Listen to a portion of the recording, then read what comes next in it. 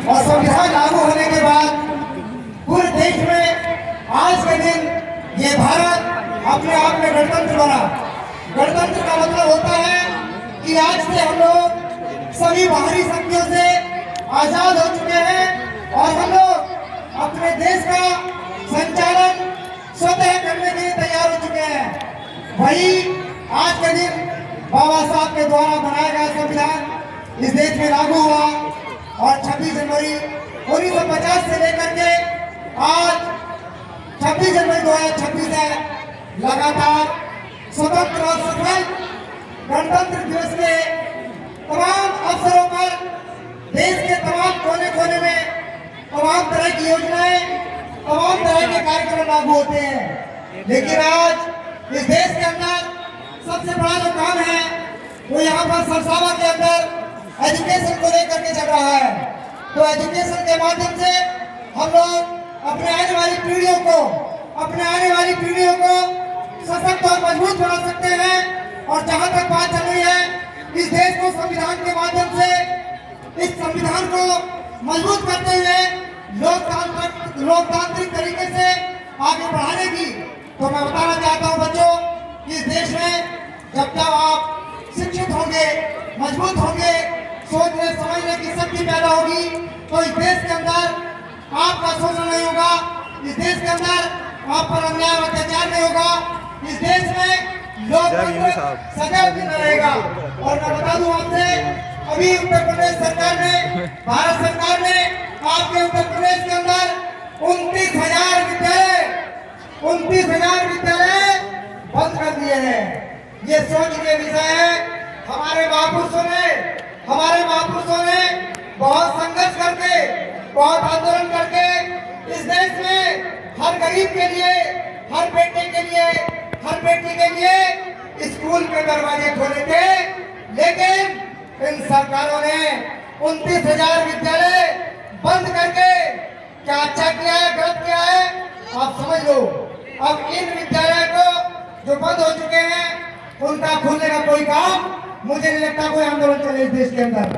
दूसरा, जहां तक शिक्षा की बात है तो अभी बता रहे थे यहाँ पर कि भाई नवोदय विद्यालय में, आरबी विद्यालय में और दूसरा केंद्रीय विद्यालयों में, तो मेरा तो आभास भाषण के माध्यम से अभी पेपर बांटे मैंने आभास भाषण के, तो मैं बताना चाहूंगा पूरे देश के अंदर जहां तक आंदोलन चल रहे हैं, समान शिक्षा, एक शिक्षा और निःशुल्क शिक्षा। कैसे? समान शिक्षा होनी चाहिए पूरे देश के अंदर और एक शिक्षा होना चाहिए, एक पाठ्यक्रम होना चाहिए और सबके लिए निःशुल्क शिक्षा होनी चाहिए। इस आंदोलन में जो लोग साथ देना चाहते हैं साथ आइए, उनका स्वागत है। दूसरा मैं बताना चाहूंगा, संविधान के माध्यम से बाबा साहब ने कहा था कि इस लोकतंत्र के अंदर जब तक गरीब लोगों को, डिप्रेस क्लास के लोगों को सामाजिक और आर्थिक न्याय नहीं मिलेगा, मैं इस देश के अंदर ऐसे लोकतंत्र को नकारता हूँ। तो मेरे साथियों, मेरे भाई और बहनों, अगर इस देश में मूछें रखने के ऊपर मारा जा रहा है, घोड़ी पर चढ़ने के ऊपर मारा जा रहा है, तो क्या यह सामाजिक न्याय है या सामाजिक अन्याय हम लोगों के अंदर है? तो साथियों, मैं बताना चाहूंगा आपसे, सामाजिक न्याय के लिए और सामाजिक न्याय के साथ साथ आर्थिक न्याय के लिए हमें क्या करना होगा?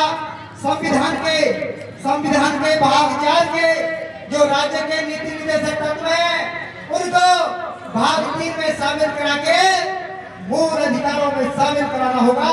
तब जाकर के आप लोगों को इस देश के अंदर सामाजिक और आर्थिक न्याय होगा। तो साथियों, मैं अपनी बात को विराम देना चाह रहा हूँ बस 2 लाइनों के साथ। सहमत सा है वतन कि कुछ लोग खून मांगते हैं। सुनने वाली बात है। सहमत सा है वतन कि कुछ लोग खून मांगते हैं और जिनके पुरखों ने की फिरंगियों की मुखरी, आज वो हमसे हमारे भारतीय होने का सबूत मांगते हैं। भारतीय होने का सबूत मांगते हैं।